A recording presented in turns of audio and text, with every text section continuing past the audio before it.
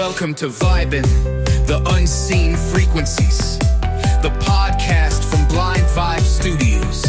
This is where real stories meet raw vibes, no filters, no apologies. Here to explore what it means to move through life.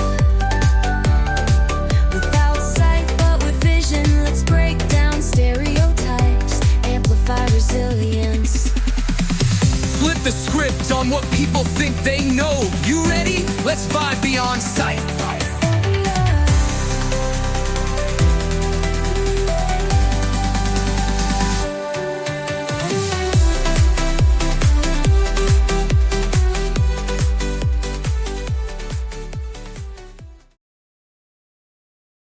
Hey everyone, welcome back to Vibe in the Unseen Frequencies. I'm Brad, the founder and solo creator of Blind Vibe Studios, a blind content creator, storyteller, husband, dog dad, navigating life after losing my sight.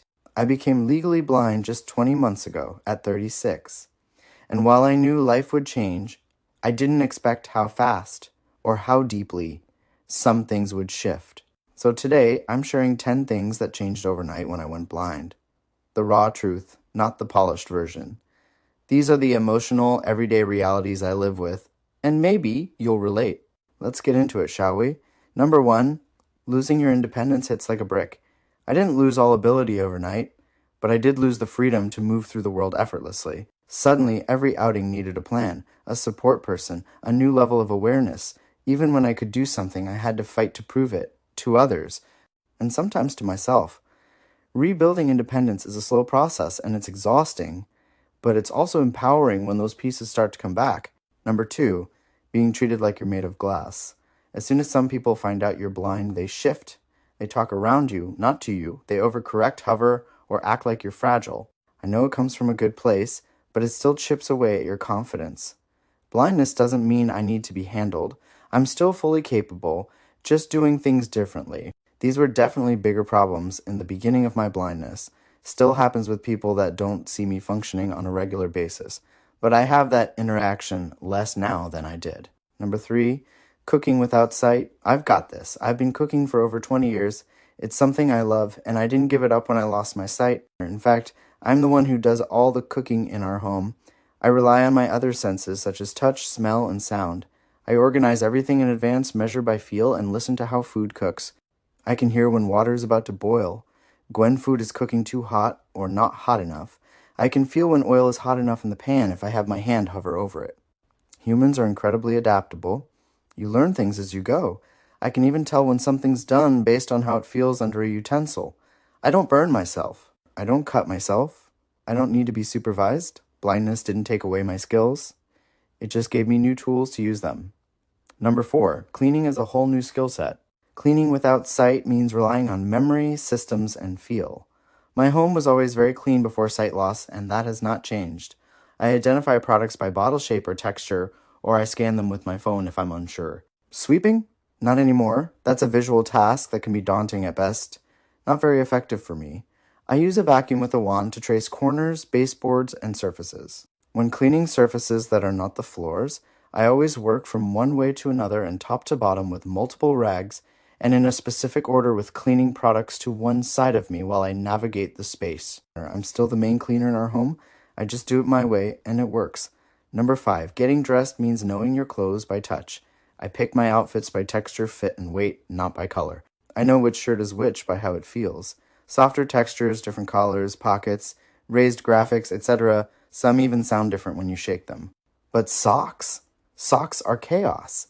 So many feel the same, but have different colored logos or none at all. I pair and organize them carefully, or it's a total mess. I'll check with my husband now and then for fun, but honestly I'm generally pretty good about matching them up. Number 6, QR codes and the bar and restaurant experience. A lot of places now use QR codes for menus, and I'm fine with that, if someone shows me where to scan. The real challenge comes after. I pop in an AirPod and hope the website is accessible, and most of the time it's hit or miss. Tiny fonts, weird layouts, buttons that don't work with screen readers. It's exhausting. And if I ask someone to read it out loud, they might skip things they assume I wouldn't like, because they would often prioritize things that catch their attention first. I never really get the full story unless I've researched it in advance. And that's only if the place has an accessible website for me to check prior to. Then there's just being in the space, needing someone to help guide me to the washroom, or figure out where the table is or where my seat is. Every little step takes mental energy. It's not about being incapable, it's about constantly having to rely on others in environments that weren't made with us in mind. Number 7. Navigating new spaces feels like an obstacle course. Before, I could walk into a room and instantly understand the layout. Now, every space is a mystery. I use sound, my cane, the feel of the floor beneath me. I bump into things, I get turned around, I learn the hard way, and when I finally do learn the space, it's mine. But until then, it's a mental workout just to exist in it.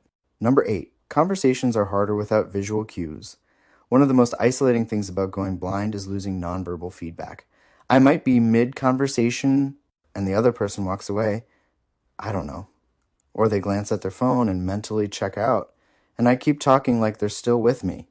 Without eye contact or body language, it's hard to know if someone's actually engaged. You feel like a ghost sometimes, like your words are floating into nowhere, which can certainly take its toll. Number 9. Everything takes longer now. Time doesn't move the same way anymore. I can't just grab my keys and race out the door. I have to plan what I need, where I'm going, how I'll navigate it. Texting?